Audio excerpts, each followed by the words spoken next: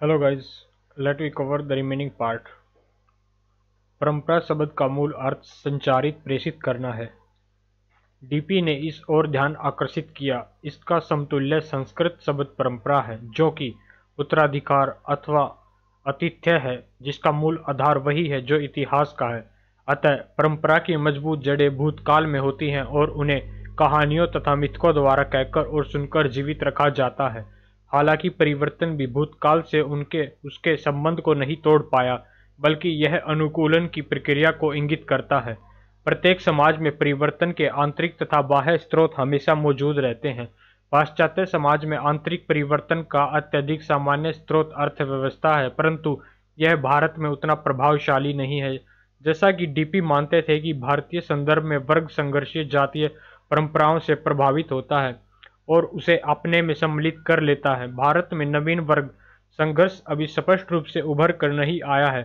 इस समझ के आधार पर उन्होंने निष्कर्ष निकाला कि गत्यात्मक भारतीय समाजशास्त्र का सर्वप्रथम कार्य परिवर्तन के आंतरिक गैर आर्थिक कारणों को देखना होगा। डीपी की यह मान्यता थी कि भारतीय परंपरा में परिवर्तन के 3 सिद्धांत को मान्यता दी गई है: श्रुति, स्मृति तथा अनुभव। इन सब में आखिरी अनुभव तथा अथवा व्यक्तिगत अनुभव क्रांतिकारी सिद्धांत है। इसका अर्थ यह हुआ कि भारतीय समाज में परिवर्तन का सर्वप्रमुख सिद्धांत सामान्यकृत अनुभव अथवा समूहों का सामूहिक अनुभव था। उच्च परंपराएं स्मृति तथा श्रुति में केंद्रित थी, परंतु समय समय पर उन्हें समूहों तथा संप्रदायों के सामूहिक अनुभवों द्वारा चुनौती दी जा रही है। उदाहरणतः भक्ति आंदोलन। डीपी ने बल देकर कहा कि यह केवल हिंदुओं के लिए ही सही नहीं है, बल्कि भारत की इस्लामी संस्कृति के लिए भी सही है। भारतीय इस्लाम में सूफियों ने पवित्र ग्रंथों की अपेक्षा प्रेम तथा अनुभव पर अधिक बल दिया है, जिसने परिवर्तन लाने में महत्वपूर्ण भूमिका निभाई है। अतः डीपी के लिए भारतीय संदर्भ में बुद्धि विचार परिवर्तन के लिए प्रभावशाली शक्ति नहीं है, बल्कि ऐतिहासिक रूप से अनुभव और प्रेम परिवर्तन के उत्कृष्ट कारक हैं। भारतीय संदर्भ में संघर्ष तथा विद्रोह सामूहिक अनुभवों के आधार पर कार्य करते हैं, परंतु परंपरा का लचीलापन इसका ध्यान रखता है कि संघर्ष का दबाव परंपराओं को बिना तोड़े उनमें परिवर्तन लाए। अतः हम देखते हैं कि किस प्रकार प्रभावी रूढ़िवाद को लोकप्रिय विद्रोहों द्वारा चुनौती दी जाती है, जो आगे चलकर रूढ़िवाद को परिवर्तन करने में सफल तो हो ही जाती है, परंतु ये परिवर्तन आखिरकार परंपरा में अवशोषित कर लिए जाते हैं। यह चक्कर लगातार अपने आप को दोहराता रहता है। परिवर्तन की यह प्रक्रिया, जहाँ संघर्ष परंपरा की सीमाओं में रहता है, ठेठ जातिगत समाज का लक्षण है, जहाँ वर्गों के बनने तथा वर्ग चेतन के अवरोधों कर दिया गया है। डीपी के परंपरा और परिवर्तन संबंधी विचारों ने पाश्चात्य देशों से बिना सोचे समझे बौद्धिक परंपराओं को ग्रहण करने के कारण विकास योजनाओं जैसे संदर्भ को भी आलोचना की है। परंपरा को न तो पूजना चाहिए और न ही इसको अनदेखा करना चाहिए। ठीक उसी प्रकार जैसे आधुनिकता आवश्यक तो है, लेकिन अंधानुकरण के लिए नहीं। डीपी परंपरा के समीक्षक थे जो उन्हें विरासत में मिली थी, और साथ ही वे आधुनिकता के प्रशंसक आलोचक भी थे, जिसके कारण उनके समय के बौद्धिक परिप्रेक्ष्य को आकार प्राप्त हुआ। आर देसाई एले विरले भारतीय समाजशास्त्री हैं जो सीधे तौर पर राजनीतिक पार्टियों से औपचारिक सदस्य के रूप में राजनीति से जुड़े थे। देसाई आजीवन मार्क्सवादी रहे तथा मार्क्सवादी राजनीति में उनकी सक्रियता बड़ौदा में स्नातक की पढ़ाई करते हुई। हालांकि बाद में उन्होंने भारतीय कम्युनिस्ट पार्टी की सदस्यता से इस्तीफा दे दिया। अपने व्यवसाय के अधिकांश भाग में वे गैर मुख्य धारा के मार्क्सवादी राजनीतिक समूहों से जुड़े थे। देसाई के पिता बड़ौदा राज्य में माध्यमिक स्तर के प्रशासनिक अधिकारी थे, लेकिन साथ ही वे एक जाने माने उपन्यासकार भी थे तथा उनके मन में भारतीय राष्ट्रवाद तथा समाजवाद दोनों के लिए हमदर्दी थी। देसाई की माता का देहांत उनके जीवन के प्रारंभिक काल में हो गया था तथा उनकी देखभाल उनके पिता ने की। पिता के बड़ौदा के विभिन्न स्थानों में लगातार होने वाले स्थानांतरण के कारण देसाई ने प्रवासी जीवन जिया। बड़ौदा में अपनी स्नातक की पढ़ाई पूरी करने के बाद देसाई ने बम्बई विश्वविद्यालय के समाजशास्त्र विभाग में प्रवेश लिया, जहां घुरिये उनके गुरु थे। उन्होंने भारतीय राष्ट्रवाद के सामाजिक पहलुओं पर अपने डॉक्टरेट का शोध ग्रंथ लिखा, जिस पर 1940 में उन्हें डिग्री प्रदान की गई। 1948 में उनकी thesis the social background of Indian nationalism प्रकाशित हुई, जो उनके द्वारा किए गए कार्यों में सबसे बेहतरीन है। इस पुस्तक में देसाई ने भारतीय राष्ट्रवाद का मार्क्सवादी विश्लेषण किया, जिसमें आर्थिक प्रक्रियाओं एवं विभाजन को महत्व दिया गया।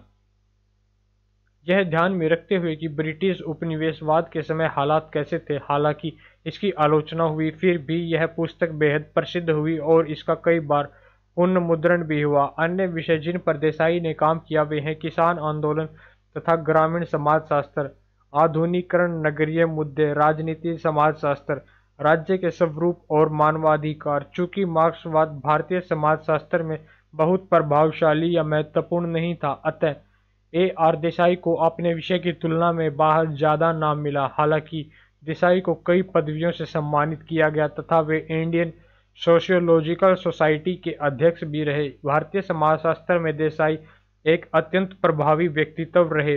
राज्य पर आर देसाई के विचार। आधुनिक पूंजीवादी राज्य एक महत्वपूर्ण विषय था जिसमें आर देसाई की रुचि थी। हमेशा की तरह इस विषय को समझने में भी उन्होंने मार्क्सवादी दृष्टिकोण अपनाया। The myth of the welfare state नामक निबंध में देसाई ने विस्तारपूर्वक इसकी विवेचनात्मक समीक्षा की है तथा इसकी कमियों की ओर ध्यान आकर्षित किया है। समाजशास्त्रीय साहित्य की प्रमुख परिभाषाओं को ध्यान में रखते हुए देसाई ने कल्याणकारी राज्य की निम्नलिखित विशेषताएं बताई हैं। कल्याणकारी राज्य एक सकारात्मक राज्य होता है। इसका अर्थ है कि वह उदारवादी राजनीति के शास्त्रीय सिद्धांत की लेसेंज फेयर नीति से भिन्न होता है। कल्याणकारी राज्य केवल न्यूनतम कार्य ही नहीं करता जो कानून तथा व्यवस्था को बनाए रखने के लिए आवश्यक होते हैं, बल्कि कल्याणकारी राज्य हस्तक्षेपीय राज्य होता है और समाज की बेहतर के लिए सामाजिक नीतियों को तैयार तथा लागू करने के लिए अपनी शक्तियों का प्रयोग सक्रिय रूप से करता है। कल्याणकारी राज्य लोकतांत्रिक राज्य होता है। कल्याणकारी राज्य के जन्म के लिए लोकतंत्र की एक अनिवार्य दशा होती है। औपचारिक लोकतांत्रिक संस्थाओं, विशेषकर बहुपार्टी चुनाव, कल्याणकारी राज्य की परिभाषिक विशेषता समझी जाती है। यही कारण है कि उदारवादी चिंतकों ने समाजवादी तथा कम्युनिस्ट राज्यों को इस परिभाषा से बाहर रखा है। कल्याणकारी राज्य की अर्थव्यवस्था मिश्रित होती है। मिश्रित अर्थव्यवस्था का अर्थ है ऐसी अर्थव्यवस्था जहां निजी पूंजीवादी कंपनियां तथा राज्य अथवा सामूहिक कंपनियां दोनों साथ साथ कार्य करती हों। एक कल्याणकारी राज्य न तो पूंजीवादी बाजार को ही खत्म करना चाहता है और न ही यह उद्योगों तथा दूसरे क्षेत्रों में जनता को निवेश करने से रोकता है। कमोबेश कल्याणकारी राज्य जरूरत की वस्तुओं और सामाजिक अधिसंरचना पर ध्यान देता है, जबकि उपभोक्ता वस्तुओं पर निजी उद्योगों का वर्चस्व होता है। देसाई कुछ ऐसे तरीके बताते हैं जिसके आधार पर कल्याणकारी राज्य द्वारा किए गए कार्यों का परीक्षण किया जा सके। ये हैं: क्या कल्याणकारी राज्य गरीबी, सामाजिक भेदभाव से मुक्ति तथा अपने सभी नागरिकों की सुरक्षा का ध्यान रखता है? क्या कल्याणकारी राज्य आय संबंधित असमानताओं को दूर करने के लिए कुछ महत्वपूर्ण कदम उठाता है, जैसे धन के जमाव को रोककर अथवा अमीरों की आय के कुछ भाग को गरीबों में पुण्य बांटना आदि? क्या कल्याणकारी राज्य अर्थव्यवस्था को इस प्रकार से परिवर्तित करता है जहां पूंजीवादियों की अधिक से अधिक लाभ कमाने की प्रवृत्ति पर समाज की जरूरतों को ध्यान में रखते हुए रोक लगाई जा सकती हो? क्या कल्याणकारी राज्य स्थायी विकास के लिए आर्थिक मंदी तथा तेजी से मुक्त व्यवस्था का ध्यान रखता है? क्या यह सबके लिए रोजगार उपलब्ध कराता है? इस आधार को ध्यान में रखते हुए देसाई उन देशों के कार्यों का परीक्षण करते हैं जिनको अक्सर कल्याणकारी राज्य कहा जाता है, जैसे ब्रिटेन, अमेरिका तथा यूरोप के अधिकांश भाग, और हम यह पाते हैं कि उनके द्वारा काफी बढ़ा चढ़ाकर दावे किए गए थे। अतः अधिकांश आधुनिक पूंजीवादी राज्य, यहाँ तक कि विकसित देश भी अपने नागरिकों को न्यूनतम आर्थिक तथा सामाजिक सुरक्षा देने में असफल रहे हैं। वे आर्थिक असमानताओं को कम करने में सफल नहीं हो पाए हैं और अधिकांश उसे प्रोत्साहित ही करते हैं। तथाकथित कल्याणकारी राज्य बाजार के उतार चढ़ाव से मुक्त स्थायी विकास करने में भी असफल रहे हैं। अतिरिक्त धन की उपस्थिति तथा अत्यधिक बेरोजगारी इसकी कुछ अन्य असफलताएं हैं। अपने इन तर्कों के आधार पर देसाई ने यह निष्कर्ष निकाला कि कल्याणकारी राज्य की सोच एक भ्रम है। आर देसाई ने राज्य के मार्क्सवादी सिद्धांत पर भी लेखन कार्य किया। उनके इन लेखों में हम देखते हैं कि देसाई एकांगी दृष्टिकोण को लेकर नहीं चलते हैं, बल्कि कम्युनिस्ट राज्यों की कमियों की आलोचना भी करते हैं। उन्होंने कई मार्क्सवादी चिंतकों के उदाहरणों द्वारा इस तथ्य पर बल दिया है कि कम्युनिस्ट के तहत भी लोकतंत्र का महत्व होता है तथा राजनीति, उदारता एवं कानून का राज प्रत्येक वास्तविक समाजवादी राज्य में बने रहना चाहिए।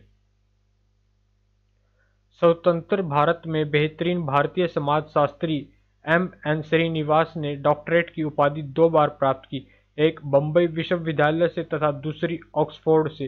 श्रीनिवास बम्बई में घुरिये के शिष्य थे। ऑक्सफोर्ड के सामाजिक मानव विज्ञान विभाग में अध्ययन के दौरान इनके बौद्धिक अभिविन्यास में बदलाव आया। उस समय ब्रिटिश सामाजिक मानव विज्ञान पाश्चात्य मानव विज्ञान में एक प्रभावी शक्ति के रूप में उभर कर सामने आया था और श्रीनिवास स्वयं विषय के महत्वपूर्ण केंद्र में रहकर उसके अध्ययन से प्रसन्न थे।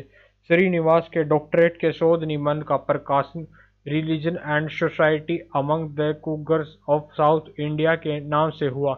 इस पुस्तक में श्रीनिवास ने ब्रिटिश सामाजिक मानव विज्ञान में प्रभावी संरचनात्मक प्रकार्यवादी परिप्रेक्ष्य पर कार्य किया। इस पुस्तक ने पूरे विश्व में श्रीनिवास का सम्मान बढ़ाया। ऑक्सफोर्ड में नवस्थापित भारतीय समाजशास्त्र विभाग में प्रवक्ता के रूप में श्रीनिवास की नियुक्ति की गई, परंतु 1951 में इस्तीफा देकर वे भारत लौट आए, जहां महाराजा सयाजीराव विश्वविद्यालय, बड़ौदा में नवस्थापित समाजशास्त्र विभाग के अध्यक्ष के रूप में अपना कार्यभार संभाला। 1959 में वे दिल्ली आए, जहां दिल्ली स्कूल ऑफ इकोनॉमिक्स में समाजशास्त्र विभाग की स्थापना की, जो शीघ्र ही पूरे भारत में समाजशास्त्र का महत्वपूर्ण केंद्र बन गया।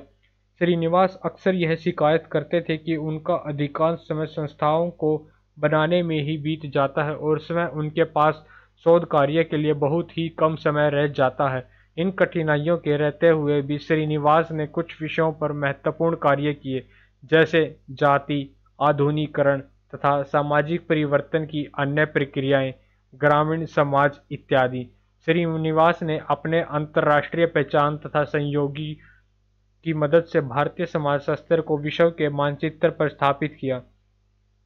उनकी ब्रिटिश सामाजिक मानव विज्ञान तथा अमेरिकन मानव विज्ञान, विशेष तौर पर शिकागो विश्वविद्यालय में जबरदस्त पहचान थी, जो उस समय विश्व मानव विज्ञान में एक शक्तिशाली केंद्र के रूप में उभर रहा था।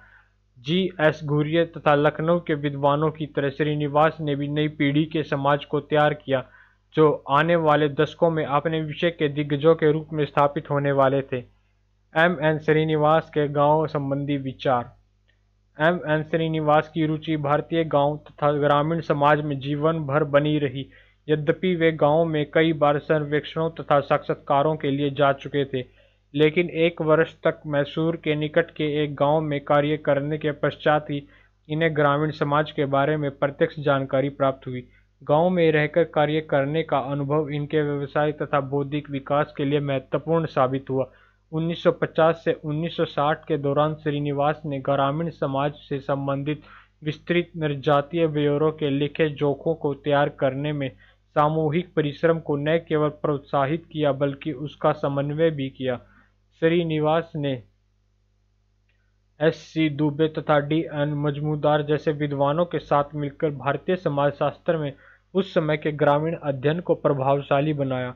गांव पर श्रीनिवास द्वारा लिखे गए लेख मुख्यतः 2 प्रकार के थे। सर्वप्रथम, गांव में किए गए अक्षेत्रीय कार्यों का निर्जातीय ब्यौरा और इन ब्यौरों पर परिचर्चा। द्वितीय प्रकार के लेखन में भारतीय गांव सामाजिक विश्लेषण की एक इकाई के रूप में कैसे कार्य करते हैं, इस पर ऐतिहासिक तथा अवधारणात्मक परिचर्चाएं। द्वितीय प्रकार के लेखन में गांव की एक अवधारणा के रूप में उनकी उपयोगिता के प्रश्न पर श्रीनिवास का विवाद हुआ। ग्रामीण अध्ययन के खिलाफ कुछ सामाजिक मानवशास्त्रियों जैसे लुई ड्यूमो का मानना था कि जाति जैसी सामाजिक संस्थाएं गांव की तुलना में अधिक महत्वपूर्ण थी, क्योंकि गांव केवल कुछ लोगों का समूह था जो एक विशेष स्थान पर रहते थे। गांव बने रह सकते हैं या समाप्त हो सकते हैं और लोग एक गांव को छोड़ दूसरे गांव को जा सकते हैं, लेकिन उनकी सामाजिक संस्थाएं जैसे जाति अथवा धर्म सदैव उनके साथ रहते हैं और जहां वे जाते हैं वहां सक्रिय हो जाते हैं। इस कारण से ड्यूमो का मानना था कि गांव को एक श्रेणी के रूप में महत्व देना गुमराह करने वाला हो सकता है। इसके विरुद्ध श्रीनिवास का यह मानना था कि गांव एक आवश्यक सामाजिक पहचान है। ऐतिहासिक साक्ष्य यह दिखाते हैं कि गांव ने अपनी एक एकीकृत पहचान बनाई है और ग्रामीण एकता ग्रामीण सामाजिक जीवन में काफी महत्वपूर्ण है। श्रीनिवास ने ब्रिटिश प्रशासक मानव वैज्ञानिकों की आलोचना की जिन्होंने भारतीय गांव का स्थिर आत्मनिर्भर छोटे गणतंत्र के रूप में चित्रण किया था। ऐतिहासिक तथा सामाजिक साक्ष्य द्वारा श्रीनिवास ने यह दिखाया कि वास्तव में गांव में महत्वपूर्ण परिवर्तन आए हैं। यहाँ तक कि गांव कभी भी आत्मनिर्भर नहीं थे और विभिन्न प्रकार के आर्थिक, सामाजिक तथा राजनीतिक संबंधों से अक्षेत्रीय स्तर पर जुड़े हुए थे। गांव ग्रामीण शोध कार्यों के स्थल के रूप में भारतीय समाजशास्त्र को कई तरह से लाभान्वित करते हैं। इसने निर्जातीय शोध कार्य की पद्धति के महत्व से परिचित कराने का एक मौका दिया है। नव स्वतंत्र राष्ट्र जब विकास की योजनाएं बना रहा था, ऐसे समय में इसने भारतीय गांवों में तीव्र गति से होने वाले सामाजिक परिवर्तन के बारे में आंखों देखी जानकारी दी। ग्रामीण भारत में संबंधित इन विविध जानकारियों की उस समय काफी प्रशंसा हुई, क्योंकि नगरीय भारतीय तथा निजी नीति निर्माता इससे अनुमान लगा सकते थे कि भारत के आंतरिक हिस्सों में क्या हो रहा था। इस प्रकार ग्रामीण अध्ययन ने समाजशास्त्र जैसे विषयों को स्वतंत्र राज्य की परिप्रेक्ष्य में एक नई भूमिका दी। मात्र आदिम मानव के अध्ययन तक सीमित न रहकर इसे आधुनिकता की ओर बढ़ते समाज के लिए भी उपयोगी बनाया जा सकता है। उपसंहार: इन चार समाजशास्त्रियों ने इन विषयों समाजशास्त्र को नव स्वतंत्रता आधुनिक राष्ट्र के संदर्भ में एक अलग पहचान देने की कोशिश की। किन विभिन्न तरीकों से समाजशास्त्र को भारतीय बनाया गया, इसके दो उदाहरण यहाँ दिए गए हैं। अतः घुरिये ने उन प्रश्नों से शुरुआत की जो पाश्चात्य मानवशास्त्रियों द्वारा उठाए गए थे, लेकिन यहाँ उन्होंने शास्त्रीय पुस्तकों से अर्जित अपने ज्ञान तथा एक शिक्षित भारतीय सोच का उपयोग किया। एक भिन्न पृष्ठभूमि से आने वाले पूर्ण रूपेण पाश्चात्य डीपी मुखर्जी जैसे आधुनिक बुद्धिजीवी ने भारतीय परंपरा की महत्ता को पुनः खोजा। बिना इसकी खामियों को नजरअंदाज करते हुए मुखर्जी की ही तरह A.R. देसाई भी मार्क्सवाद से अत्यंत प्रभावित थे और भारतीय राष्ट्र की समालोचना ऐसे समय में की जब इस प्रकार की आलोचनाएं दुर्लभ थी। पाश्चात्य सामाजिक मानवशास्त्र के प्रभावी केंद्रों में रहकर प्रशिक्षण प्राप्त M.N. श्रीनिवास ने भारतीय संदर्भ में इसका प्रयोग किया और 20वीं शताब्दी के उत्तरार्ध में समाजशास्त्र की नवीन कार्यसूची को तैयार करने में मदद की। ये किसी भी विभाग की शक्ति के लिए शुभ लक्षण है जब उसकी एक पीढ़ी अपने पूर्वजों से ज्ञान पाकर उनसे भी आगे निकल जाती है। भारतीय समाजशास्त्र में ऐसा होता रहा है। आने वाली पीढ़ियों ने इन अग्रदूतों के कार्यों की सकारात्मक आलोचना भी की ताकि यह विषय और अधिक विकसित हो सके। सीखने की इस प्रक्रिया के चिह्न तथा समालोचन केवल इस पुस्तक में ही नहीं बल्कि संपूर्ण भारतीय समाजशास्त्र में देखे जा सकते हैं। शब्दावली: प्रशासक नरशास्त्री। यह पद उन ब्रिटिश प्रशासकों के लिए प्रयुक्त होता है जो 19वीं तथा प्रारंभिक ब्रिटिश भारतीय सरकार के भाग थे तथा जिन्होंने नरजातीय अनुसंधानों को प्रारंभ करने में अत्यधिक रुचि ली, विशेषकर सर्वे तथा जनगणना। इनमें से कुछ सेवानिवृत्ति के पश्चात नामी नरशास्त्री बने। प्रमुख नामों में Edgar Thomson, William Crooke, Herbert Risley तथा J.H. हटन हैं। मानव मिति निर्मिति: नरशास्त्र का एक विभाग जो मनुष्य की प्रजाति का अध्ययन उसके शरीर के माप, विशेषकर उसकी खोपड़ी के भार, सिर की चौड़ाई तथा नाक की लंबाई के आधार पर करता है। समायोजन: वह प्रक्रिया जिसमें एक संस्कृति विशेषतः बड़ी अथवा अधिक प्रभावी दूसरी संस्कृति को अपने अंदर समा लेती है तथा पहली संस्कृति में मिल जाती है ताकि यह प्रक्रिया के अंत में जीवित या अलग से दिखाई न दे। अंतर्विवाह: सामाजिक संस्था जहां वैवाहिक रिश्ते केवल अपनी बिरादरी में ही किए जाते हैं। इस सीमांकित वर्ग के बाहर विवाह निषेध होते हैं। इसका आम उदाहरण जाति विवाह है, जहां विवाह अपनी ही जाति के व्यक्ति से होता है। बहिर्विवाह: सामाजिक संस्था जहां कुछ वर्गों में वैवाहिक संबंध निषिद्ध होते हैं। विवाह इन निषिद्ध वर्गों के बाहर होना चाहिए। आम उदाहरण है खून के रिश्तेदारों में विवाह निषेध। एक गोत्र में विवाह निषेध अथवा एक ही गांव अथवा क्षेत्र में विवाह निषेध है। मुक्त व्यापार फ्रांसीसी मुहावरा शाब्दिक अर्थ जैसा है अथवा अकेला छोड़ो, जो राजनीतिक तथा आर्थिक सिद्धांत के लिए प्रयुक्त होता है, जहां अर्थव्यवस्था अथवा आर्थिक संबंधों में राज्य कम से कम हस्तक्षेप करता है, मुक्त बाजार की दक्षता तथा नियामक शक्तियां की मान्यता से जुड़ा है। So guys, thank you so much for the session. Meet you soon in the next class. Book NCERT 12th class 12th Sociology. Till that time, bye bye, take care.